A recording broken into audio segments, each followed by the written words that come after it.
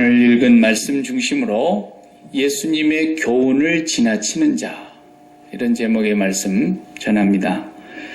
오늘 본문에서 그 말씀이 있습니다. 9절 말씀을 다시 보시면 지나쳐 그리스도의 교훈 안에 거하지 아니하는 자는 하나님을 모시지 못한 사람이라는 겁니다. 반대로 교훈 안에 거하는 그 사람은 그리스도의 교훈이죠. 그리스도의 교훈 안에 거하는 그 사람은 아버지와 아들을 모신 사람이라.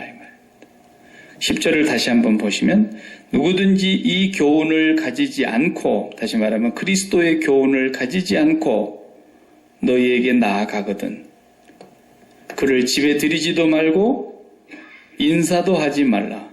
그에게 인사하는 자는 그 악한 일에 참여하는 자임이라. 1절에서 6절까지 내용과 7절에서 11절까지의 내용은 너무 분위기가 달라요. 그죠? 1절에서 6절까지는 전부가 다 한 절 한 절이 뭡니까? 사랑이라는 단어가 들어있고, 내가 당신을 사랑합니다. 내가 당신을 기뻐합니다. 이런 얘기들로, 그래서 우리가 이 사랑 안에 거합시다. 이 사랑을 처음부터 우리가 받은 계명입니다. 계속 사랑을 말씀하시던 사랑의 사도인 요한이 7절에서부터 분위기가 그냥 싸늘하게 바뀌는데 갑자기 미혹하는 자가 세상에 많이 나왔습니다. 그래서 왜 이렇게 말씀하시냐면은 그때 당시에는 지금과 같이 한 장소에 이렇게 교회가 예배당으로 건물이 있고 그 다음에 사람들이 그 안에 모여서 예배를 드리고 이런 때가 아니었어요. 그때는 대부분 가정에서 모이는 거고, 또 가정에서 모일 때에 전도자들이 가서 예수님의 복음을 전한다고 하는 것입니다. 그러니까 사도들이 처음에는 그 일을 하다가 사도들이 한 분 한 분 잡혀서 순교를 하시고 사도들의 생생한 전도의 목소리를 못 들어보는 그런 시절이 오자 이제 사도들이 가르쳤던 그 다음에 제자들, 사도들에게 속했다 그래서 속제자라 그럽니다. 속제자들이 그 사도들이 했던 일들을 계승하는 거예요. 그 사람들이 복음을 또 전하러 다니는데 이들을 전도자들이라 이렇게 우리가 얘기하죠.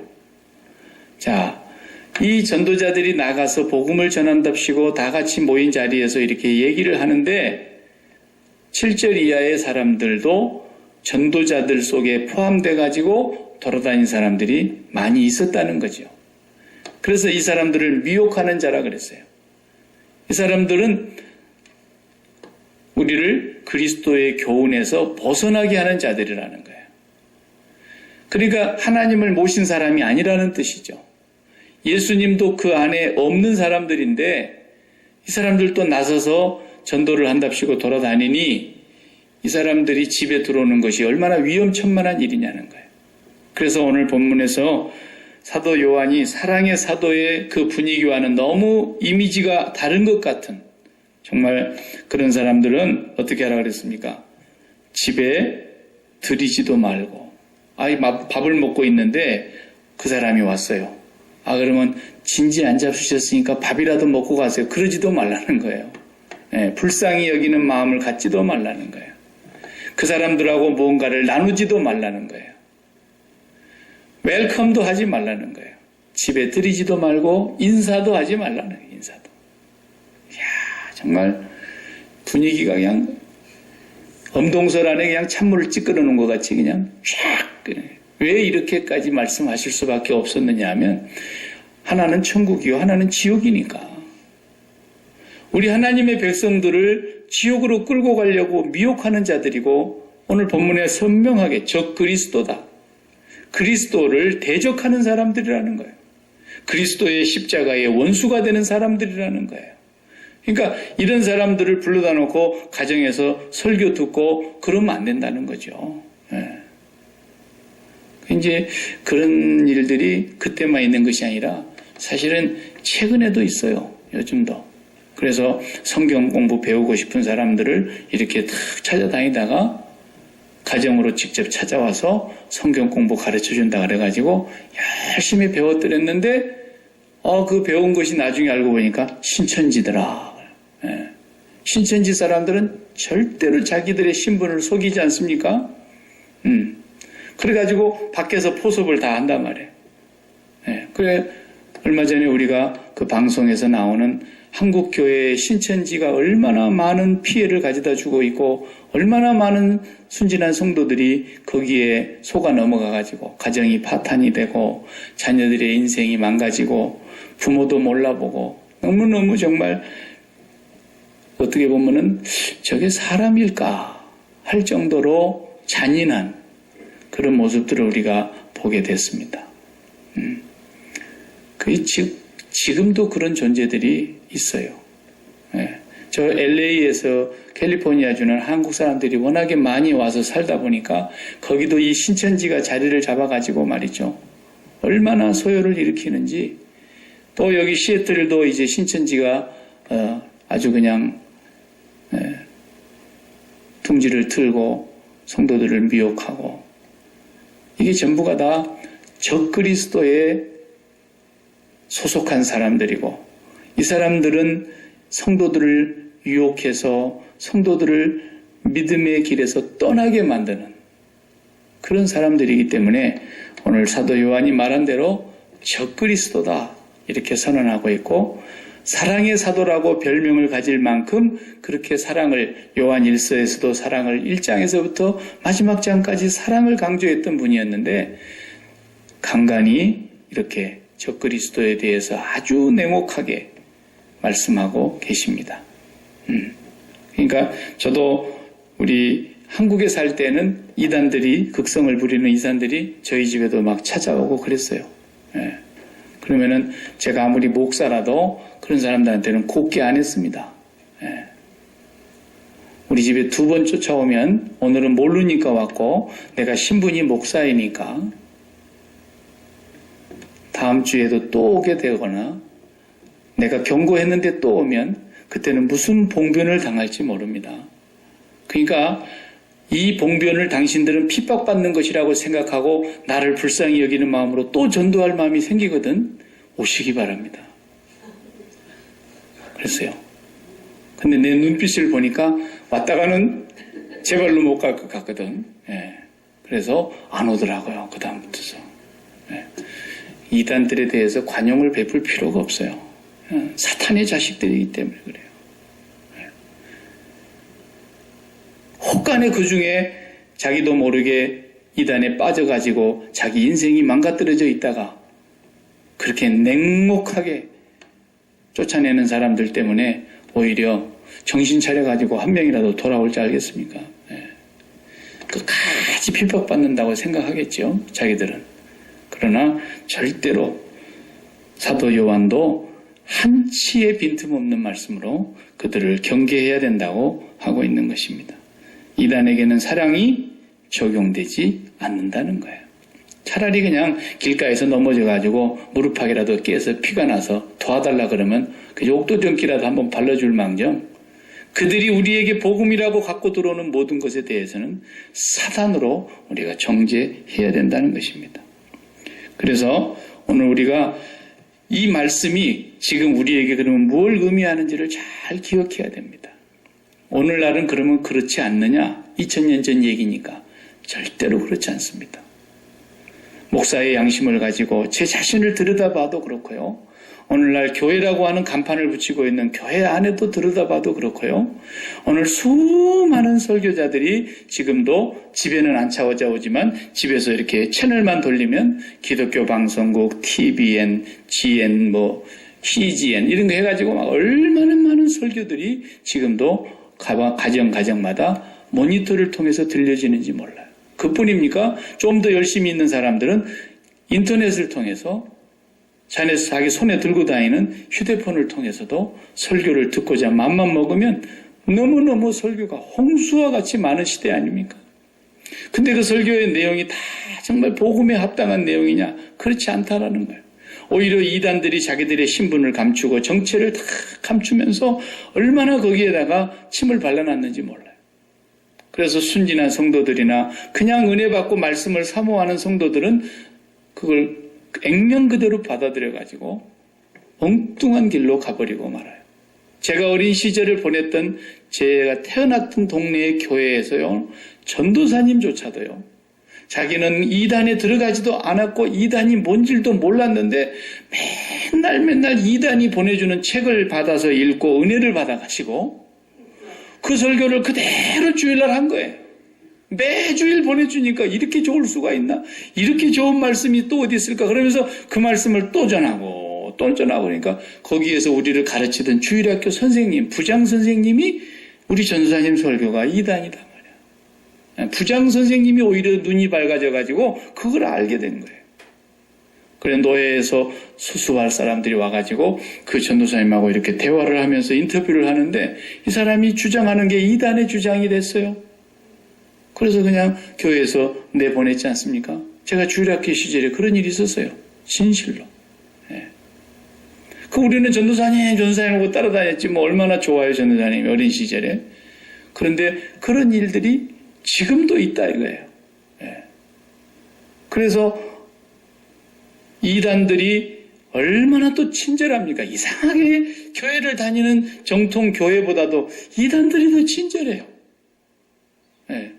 그 참 안타까운 얘기지만 사실 사기꾼이 더 안 사기꾼 것처럼 보이잖아요. 예. 더 신사처럼 만들어서 옷도 그럴싸하게 입고 멋지게 해가지고 다니면서 사기치지 꼭 사기꾼같이 생겨가지고 사기치는 사람 봤습니까? 예. 그러니까 이단도 그래요.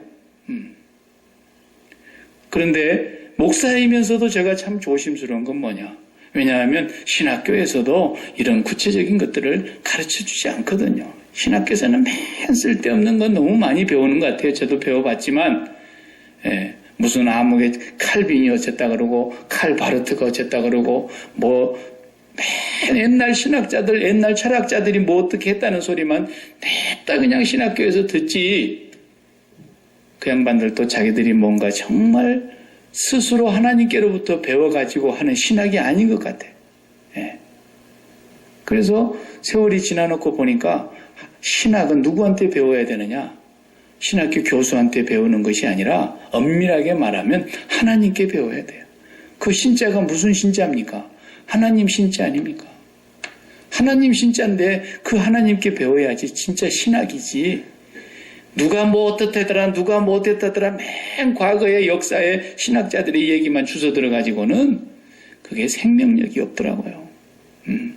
그리고 오늘날에 와서 교회를 들여다보고 목사로서 지금까지 저도 이제 35년 정도 이 교회에서 사역을 하면서 보니까 과거에 저도 그것을 못 깨달았을 때에는 쓸데없는 말을 너무너무 많이 했더라고요.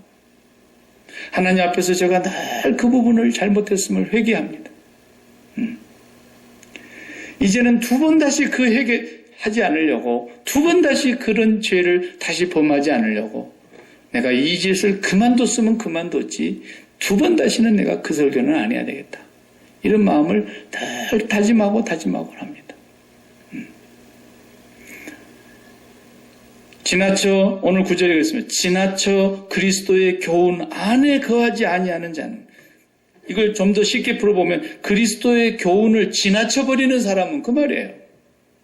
그리스도의 교훈을 지나쳐버리는 거예요. 그리스도의 교훈이 제일 중요한데 그리스도의 교훈을 지나쳐버리는 사람은 그 속에 하나님을 모신 사람이 아니다라는 거예요. 예수님도 그 안에 모신 사람이 아니다라는 거예요. 그리스도의 교훈이 뭐겠습니까, 여러분? 착하게 살아라. 거짓말하지 말고 마음 곱게 쓰고 성깔 부리지 말고 뭐 이런 얘기겠습니까? 그리스도의 교훈이 절대로 그런 얘기가 아닙니다. 그런 얘기를 듣고자 한다 그러면 불경에서도 그런 얘기는 많이 나옵니다. 노자에 쓴 책에도 장자에 쓴 책에도 공자가 쓴 책에도 부처가 가르치는 가르침 속에도 그런 얘기들은 너무너무 많이 나옵니다. 그리스도의 교훈이라고 하는 건 무엇입니까? 그리스도께서 살으셨고 그리스도께서 걸어가신 길을 말하는 겁니다. 이 세상에 어느 누구도 내가 곧 길이다, 내가 곧 진리다, 내가 곧 생명이다, 나를 제외하고 나로 말미암지 않고는 아버지께로 올 자가 아무도 없다. 이렇게 말한 사람은 아무도 없어요. 예수님 빼고. 네. 석가모니를 사람들이 불교에서 창시자처럼 여기면서 불교가 세계의 많은 나라에 퍼져 있지만 석가모니 자신도 뭐라 그랬어요? 손가락을 이렇게 가리킨 사람이라니까요. 손가락을 이렇게 해가지고 내가 진리야 이렇게 말한 사람이 아니에요. 이렇게 얘기한 사람이죠. 이렇게. 그 뭔 말이에요? 자기가 진리가 아니라는 거예요. 자기도 뭔가를 지금 발견했는데 거기를 바라보게 손가락질하다가 간 사람이에요. 사람들은 근데 그 손가락질한 곳을 바라보지도 못하고 매 석가모니만 쳐다보고 있잖아요. 오늘 또 석가모니 앞에 가서 절하고 100번 해야 되느냐 108번을 해야 되느냐 1000번을 해야 되느냐 3000번을 해야 되느냐 날마다 거기만 쳐다보고 앉아있는 거예요. 그 양반은 살아있는 동안에 자기가 다른 사람을 손가락질했다니까 이렇게. 다른 데를 손가락질한 사람이에요. 그의 사상을 보면.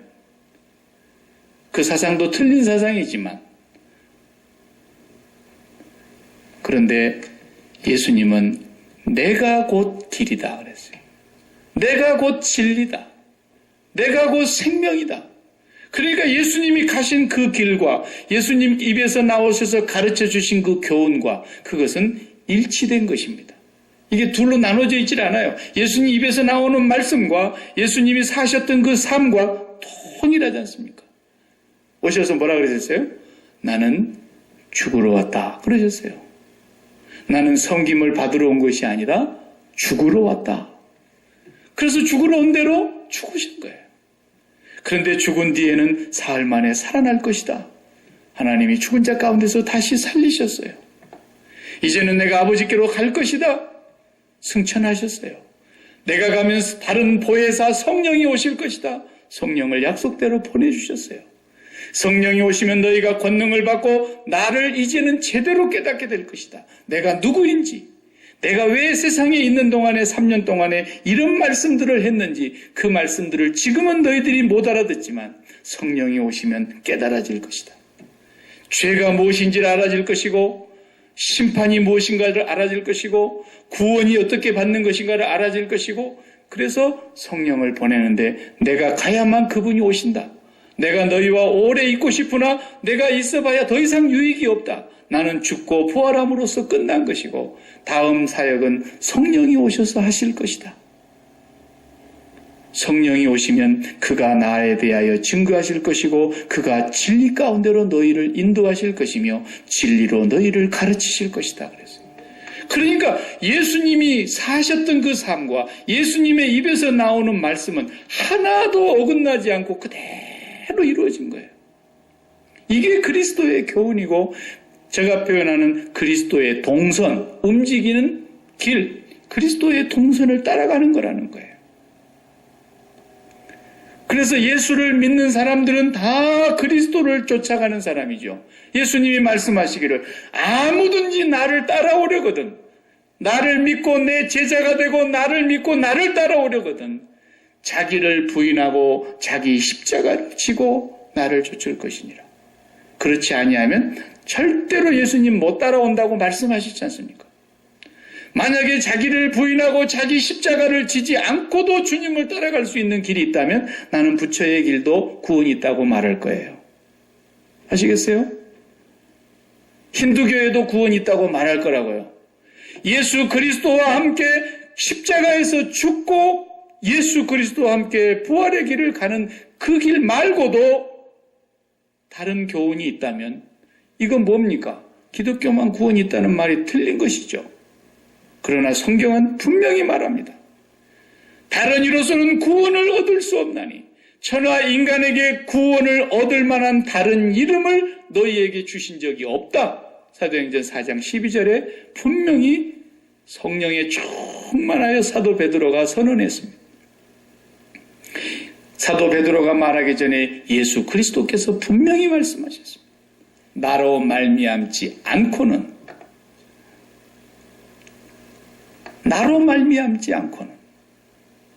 그러면 예수 그리스도를 믿고 그분을 따라간다는 말은 그리스도와 함께 십자가에서 자기 십자가를 지는 겁니다.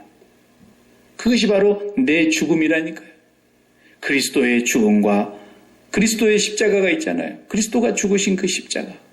내 십자가는 뭐예요? 내가 그리스도와 함께 연합하여 죽은 십자가를 말하는 거예요.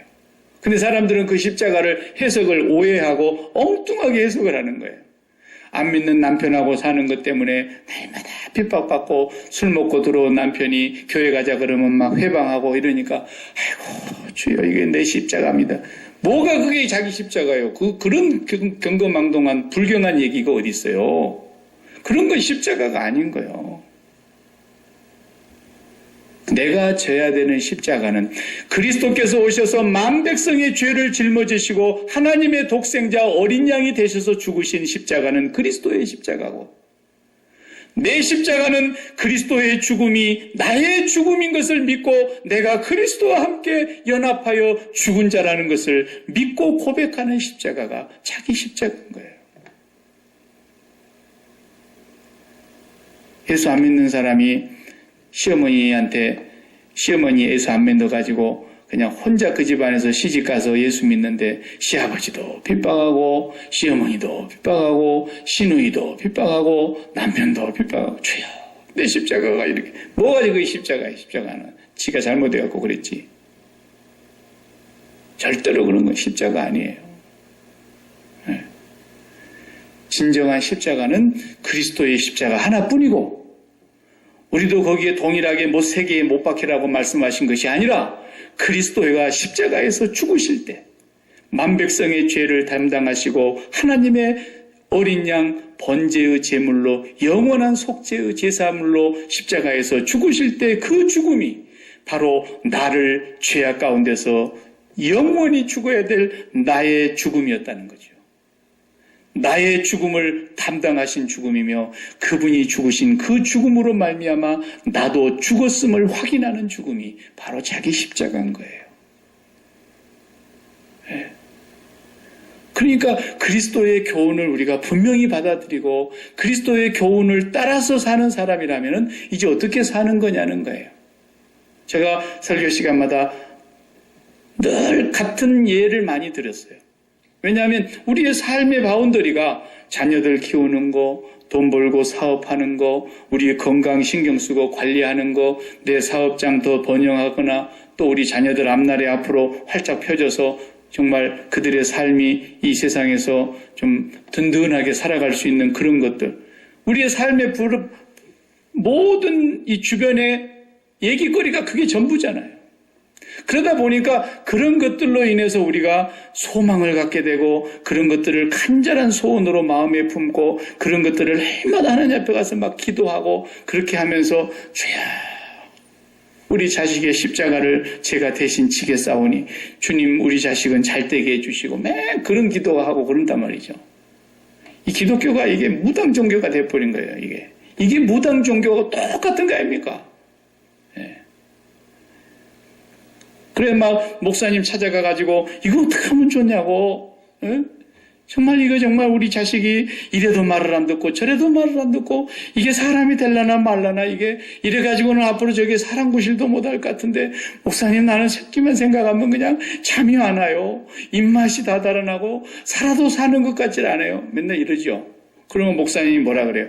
집사님 3일간 금식 기도하시고 하나님 앞에 부르짖어 기도하세요. 그런 거 답이 아니라니까요. 답이 아니에요. 또 어떤 사람은 또 목사님, 집사님 어머니 학교에 한번 들어가 보시는 것이 어떨까요? 예. 아버지 학교에 한번 입학하셔가지고 공부해 보시면 거기서 도움이 될. 가고 보니까 아버지 학교에 가니까 자녀와 화목하게 지내는 법. 첫 번째, 두 번째, 세 번째 맨 그런 거 하고 있는. 아버지 학교에 난 가지도 않았지만 큰일입니다. 큰일. 그런 아버지 학교를 왜 하는지 모르겠어요. 시간 낭비하고 돈 들여가면서. 그런 시간 있으면 차라리 어디 여행이나 한 번씩 갔다 오고 그러지. 그게 문제 해결이 안 된다는 거예요. 예수님께서 말씀하시는 복음은 뭐냐 하면 네가 그렇게 네 마음에 24시간 동안 네 잠자고 있는 시간까지도 잠을 못 자면서 네 자식한테 딱 그렇게 마음을 빼앗고 사느냐? 네 자식한테 그렇게 마음을 송두리째 다 심장을 붙이고 사냐? 어떻게 그럴 수가 있냐? 제발 네 자식에게 대하여 그렇게 온 마음을 투자하고 온 시간을 투자하고 온 정열을 다 쏟는 그것에 대해서 제발 좀 죽어라. 네 자식에 대해서. 그리고 그렇게 정열을 쏟아서 네 자식에게 온 마음을 투자하고 온 신경을 다 쏟아서 잠을 못 자면서 애간장을 녹이는 그 마음을 단 10분의 1이라도 하나님께로 좀 올려봐라. 하나님께로 그 마음을 쏟아 올려봐라. 이게 뭡니까? 그리스도와 함께 부활했다는 뜻이에요, 이게. 그래서 그 마음을 하나님께로. 내가 이 자식에 대해서는 이제 죽었사오니 하나님께로 내 마음을 드립니다. 그리고 하나님께 그렇게 잠 못 이루면서 속상했던 그런 문제들이 자식 문제일 수도 있고 사업장 문제일 수도 있고 어느 집사님하고 싸워갖고 인간관계 문제일 수도 있고 어떤 돈 문제일 수도 있고 자신의 건강 문제일 수도 있고 그런 것 때문에 잠 못 이루고 애간장 놓고 두려워하고 근심하고 성내고 분통 터지고 왜 네가 그것에 대해서 십자가에서 그리스도와 함께 죽지를 못하느냐라는 거예요. 왜 네가 자기 십자가를 지지를 못하느냐라는 거예요. 네가 정말로 그리스도와 함께 죽었다면 네 마음이 하나님께로 그래서 하나님께로 드리면 하나님을 만나면 그 하나님을 만나는 시간에 하나님께서 내게 무엇을 깨닫게 해주시느냐. 하나님이 세상을 이처럼 사랑하사 하나님이 사랑하신다는 걸 깨닫게 된다는 거예요. 하나님의 마음을 알게 된다는 거예요. 예? 김 집사님이 미워 죽겠어 그냥. 제발 우리 교회를 떠나줬으면 좋겠어. 예? 내가 떠날 수는 없고 제가 떠나줬으면 좋겠어. 예? 그런 마음이 사람 마음에 들어가지고 교회만 해도 불편하고 집에 가도 불편하고 생각만 해도 화가 나고 막 이럴 수 있다면 사람이니까. 그럴 때에 그 김 집사님에 대해서 네 마음에 꽉 차 있구나. 그것에 대해서 죽으라는 거예요. 십자가에서 죽었음을 날마다 고백하라는 거예요. 김 집사에 대해서 죽고 그 마음을 하나님께로 좀 드려보라는 거예요. 그리고 하나님께로 그 마음을 날마다 올려드리기 위해서 주님의 십자가의 죽음이 나의 죽음이라는 걸 고백하고 주님의 십자가의 그 보혈의 공로를 의지해서 하나님 아버지께 마음을 간절히 드리는 기도 시간을 갖고 보니까 하나님의 마음이 내 마음으로 들어오고 내 마음이 하나님 안으로 들어가게 됐더니 그 속에 들어가 보니까 하나님이 김 집사님에 대해서 갖고 계시는 생각이 있더라는 거예요. 하나님이 김 집사님을 너무너무 사랑하고 계신다는 걸 알게 되더라는 거예요. 그래서 하나님 잘못했습니다. 나도 이제 아버지 마음을 알았으니까 그 아버지가 김 집사님을 이처럼 사랑하사 독생자를 주시기까지 사랑하셨군요. 그 하나님의 사랑을 내가 알고 붙어서 김 집사님을 사랑하게 되더라는 거예요. 이게 복음이지, 이게. 그래서 십자가가 능력이고 십자가가 복음이고 십자가로 승리하는 거고 십자가 외에는 다른 길이 없는 것이지. 맨날 그렇게 마음에 붙들고 그 마음에서 놓지 못하고 있는 것을 더 마음에 확고하게 붙들게 만들려고 금식하라고요? 그것을 마음에서 떼내지 못하고 그렇게 날이면 날마다 그것 때문에 속이 녹아내리고 있는데 그것에 대해서 죽어버리면 끝나버릴 일을 그것이 당신에게서 확실하게 문제가 풀어지기 위해서 무슨 새 일해 동안 다니엘 기도를 하랍신데 이딴 소리 하는 것은 이게 그리스도의 교훈을 완전히 벗어나는 거예요. 그렇기 때문에 설교를 들을 때 이제 여러분들이 분별할 수 있어야 된다 이거예요. 예? 아무 설교자나 설교가 아니고 하나님의 말씀에서 정말 저분이 예수 그리스도의 교훈을 가지고 말씀을 전하고 있는 사람인지 아닌지를 분명하게 하라는 거예요. 분명하게. 예. 저도 이제 한국 갔다 와서 이제 제가 한 가지 문제를 갖고 왔잖아요. 저도. 예. 의사가 네 몸이 좀 좋지 않으니까 네가 좀 잘 관리해라라는 거예요. 예. 그래서 나는 다른 거 검사로 갔는데 정작 그건 검사도 못했어요. 너무 바쁘니까 뭐 그 검사는 밀려서 며칠 놔두고 예약해놓고 가래요. 근데 내가 그것 때문에 사실은 검사하러 갔지 내가 그것은 그런데 검사도 못하고 왔다니까요. 아무 검사를 못했어요. 그 부분에 있어서는. 근데 엉뚱한 데가 발견이 된 거예요. 네.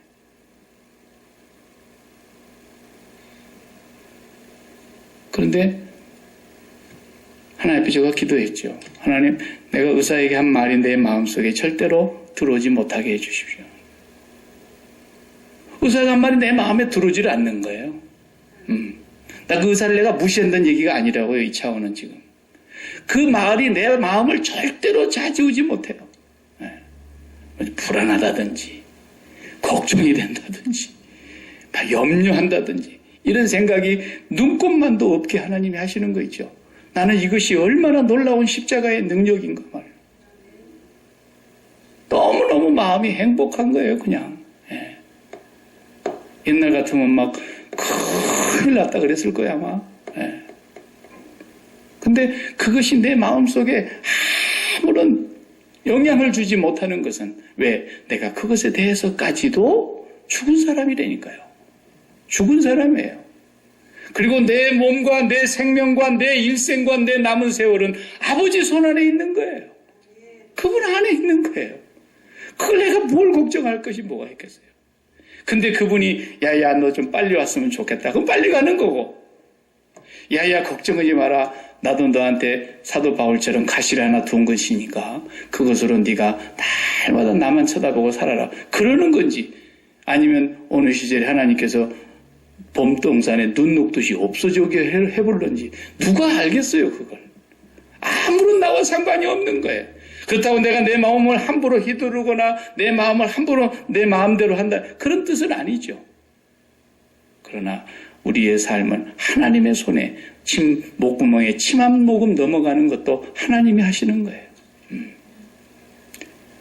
내가 내 문제에 대해서 죽으면 정확하게 하나님의 뜻이 어떻게 이루어지고 있는가를 그대로 알 수가 있지만 그 마음에 내가 너무너무 하나님보다도 더 앞장서서 하나님보다도 더 걱정하고 하나님보다도 더 많이 내가 노력하고 힘쓴다고 해서 그게 될 일이냐 이거예요. 아닙니다. 그러므로 우리 성도들은 자기를 부인하고 자기 십자가를 지고 가는 것이 그리스도의 교훈이라는 걸 알아야 됩니다.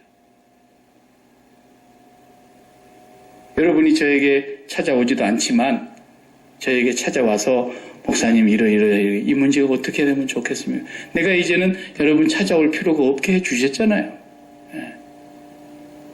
죽으면 된다니까요. 다른 복음이 없어요. 다른 길이 없어요. 다른 방법이 없어요. 나는 그리스도와 함께 죽은 자라는 거예요. 이제는 내가 산 것이 아니라는 거예요. 내 안에 그리스도가 살고 계신다는 거예요. 그것을 날마다 잊지 말아야 되고 순간마다 잊지 말아야 되고 무슨 일이 벌어질 때마다 제일 먼저 생각나는 것이 그거여야 된다는 거예요. 네? 여러분 만약에 우리 애를 학교에다 보내놨는데 학교에 보내놨던 애가 길 건너오다가 차에 탁 부딪혀서 칠 뻔했는데 애가 와서 그러는 거예요. 엄마 오늘 내가 차에 치여서 아마 집에 못 들어오고 그 자리에서 죽을 뻔했어. 근데 어떻게 살아왔어? 내 뒤에서 어떤 아저씨가 나를 팍 밀쳐가지고 나는 저쪽에 나가서 떨어지고 그 아저씨가 그냥 차에 탁 부딪혀가지고 그 아저씨가 바로 그냥 그 자리에서 죽어버렸어. 그 얘기를 집에 와서 하는 거예요. 근데 너 지금 집에 그냥 왔어? 그냥 왔지. 그 말을 들은 엄마나 아빠가 어떻게 행동하겠습니까? 아야 밖에 나가지 마라. 너 오늘 그런 일이 있었다고 절대 어디 가서 얘기도 하지 마라. 그러겠어요. 내 아이 살리려다가 죽은 사람한테 그 가족은 지금 얼마나 비통합니까?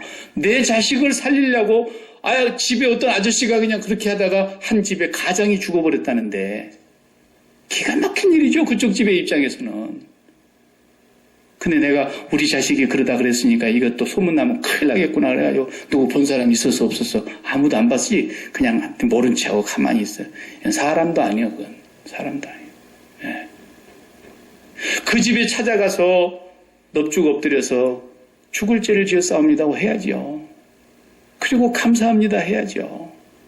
내 자식을 살리려다가 당신 집에 가장이 죽었으니까 기가 막힌 일이에요. 그걸 내 자식을 키우는 부모가 평생 잊어버린다고 하면 사람 아니에요, 그건. 너는 벌써 죽었어야 될 인물이었는데 그 언젠가 그날 그 아무개 집에 그 아저씨가 이름 모르는 너하고 아무 상관이 없는 그분이 너를 살리려다가 그분이 대신 죽었다라는 거예요. 그런 정도의 사건만도 우리는 일생을 살면서 잊어버릴 수 없는 사건일진데 하나님 아버지께서 그의 독생자를 세상에 사람으로 태어나게 보내셔서 나 같은 죄인을 영원히 구원하시기 위해서 사망의 고통에서 건지시고 죄의 형벌과 지옥의 무저갱에서 우리를 끌어내시기 위해서 예수 그리스도가 나를 위해 죽었다는 이 사건을 어떻게 잊어버릴 수가 있으며 그것이 잊어버릴 만한 사건이 그걸 잊어버려도 되는 만한 사건이 또 있겠느냐는 거예요. 내가 이것 때문에 그거 잊어버렸습니다. 그럴 만한 사건이 있어요? 없다는 거예요. 이것이 그리스도의 교훈을 지나치지 않는 것입니다. 그분은 평생 그것을 위해서 이 땅에 오셔서 말씀하신 거였고 그 말씀대로 이루시기 위해서 십자가에 죽으신 것입니다. 내가 그분을 믿는다면 그분을 따른다면 나를 부인하고 내가 십자가를 지고 간다고 하는 말은 곧 나는 그분을 인격적으로 영접했다는 뜻입니다. 머리로 믿는다는 얘기가 아니고 입으로만 시인한다는 얘기가 아니라 내 마음으로 그분을 영접했습니다. 그래서 나는 그분이 나를 위해서 죽은 것을 나는 단 한순간도 잊을 수가 없습니다. 내 앞에 어떤 문제가 펼쳐진다 할지라도 그 문제가 내게 1번이 아니고 나를 위해서 십자가에서 죽으신 예수 그리스도가 나의 사건에 나의 제1의 현실입니다. 내 발등에 떨어진 불입니다. 이 사람이 예수 믿는 사람입니다, 여러분. 그렇지 않으면 가짜예요. 그렇지 않으면 가짜예요. 그렇기 때문에 우리 앞에 선생님 3개월 남은 것 같습니다. 그래도 그 3개월 남아서 3개월이면 내가 죽게 생겼다고 하는 그 사건이 일현실이 아니라 3개월 남았다는 의사의 마지막 사형 선고 같은 소리를 들어도 그 앞에서 뭐라고 고백해야 되는 거예요? 주여, 내가 그리스도와 함께 2000년 전에 이미 죽은 사람입니다. 내가 산 것이 아니라 내 안에 그리스도가 산 것이요. 내가 산 것은 그리스도를 믿는 믿음으로 사는 것입니다. 이제 그리스도께서 나와 함께 3개월 동안 세상에 계신다면 내가 이 3개월 동안에 무엇을 해야 하오리까? 이 사람이 예수 믿는 사람이라 그 말이에요. 그랬는데 3개월 뒤에 죽을 준비를 다 하고 정리를 하고 있는데도 하나님이 안 데려가실 수 있는 거죠. 하나님이. 무슨 소리야? 그건 의사의 얘기고 내 얘기에 내 생각은 달라. 앞으로는 3년은 더 살아야 되겠어. 그럴 수 있는 거고요. 얼마든지. 그래서 한 3년 동안 아무 일 없이 사는 거예요. 의사는 3개월이라 그랬는데 3개월을 살다가 죽을 준비를 하고 있었는데 3년을 살고 있습니다. 3년을 살고 있는데도 안 죽습니다. 30년을 살지 누가 알겠냔 말이에요. 하나님의 생각 속에서. 그래서 의사한테 가서 하도 신기해서 다시 진료를 해봤더니 아무런 흔적이 없습니다. 병을 알았다는 흔적조차도 없네요. 그럴런지 누가 알겠냐는 거예요, 또. 그렇기 때문에 우리는 우리 앞에 닥쳐있는 모든 현실은 제1의 현실이 아니고 가장 큰 현실은 내가 그리스도와 함께 십자가에서 죽었다는 사실입니다. 자기를 부인하고 자기 십자가를 지는 삶이 바로 그거를 말해요. 그리고 우리는 예수를 믿는 거예요. 예수를 믿는 거예요. 이 그리스도의 교훈을 지나쳐버리는 사람은 하나님을 모신 사람이 아닙니다. 이 교훈을 지나친 사람은 예수 그리스도와 아무 상관이 없는 자입니다. 그래서 이들이 바로 적그리스도라고 성경은 말하는 것입니다. 너무너무 이 세상에 소망을 갖고 있고 너무너무 이 세상에 좋은 것들을 마음에 품고 있는데 그것들을 이루어달라고 하나님 앞에 나와서 울부짖는 사람에게 금식하십시오. 3일 기도하십시오. 작정 기도하십시오. 1000번제를 쌓으십시오. 매일 헌금을 담아서 하나님 앞에 올리시면서 작정 기도를 하십시오. 그렇게 해가지고 100명 중에 1명은 우연히 이루어질 수도 있습니다만은 그게 이루어졌다고 그 사람이 또 나는 이루어졌다고 간증하고 다닐 가능성도 있습니다만은 그건 기독교가 아니올시다, 여러분. 예? 너무 목사님들도 그렇게 가르치는 사람들이 많다 보니까 세상의 사람들이 목사가 왜 그렇게 가르치겠어요? 자기도 세상의 소망을 갖고 있기 때문에 그러는 거예요. 자기도 세상을 너무 사랑하고 있는 마음이 꽉 차 있기 때문에 그러는 거예요. 달리 이유가 있는 게 아닙니다. 세상에 대하여 십자가에 못 박은 사람은 그렇게 살지 않습니다. 하나님, 내가 이 세상에 소망이 전에는 많았습니다. 내가 이 세상에 꿈도 많았고 이루고 싶은 것도 많았고 살아보고 싶은 욕망도 있었고 내가 정말 이 세상에서 누구보다도 멋진 인생을 살고 싶었습니다. 그러나 이제는 나는 죽었습니다. 이제까지 내가 신발을 신고 걸었던 내 이력서는 여기서 끝낼랍니다. 내가 이제 주님 앞에 섰사오니 내 신발을 벗겠습니다.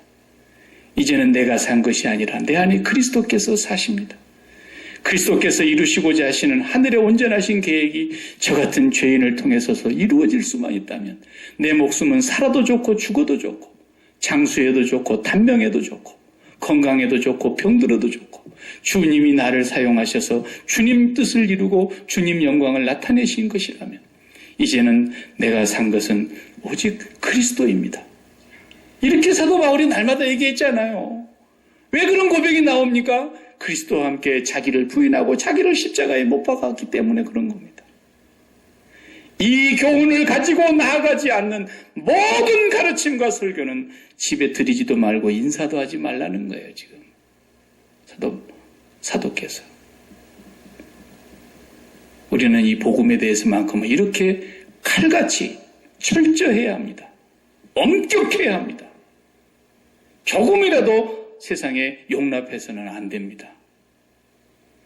여러분, 여러분의 마음에 제1의 현실이 되어서 여러분의 마음을 휘어잡고 있는 그것이 있다면 그것이 무엇이든지 오늘 그리스도와 함께 십자가에 못 박은 자임을 고백하고 그 빼앗겼던 마음을 하나님께로 올려 보내보세요. 반드시 하나님이 갖고 계시는 생각이 여러분에게 임할 것입니다. 그 생각이 이루어질 것입니다. 기도하십시다.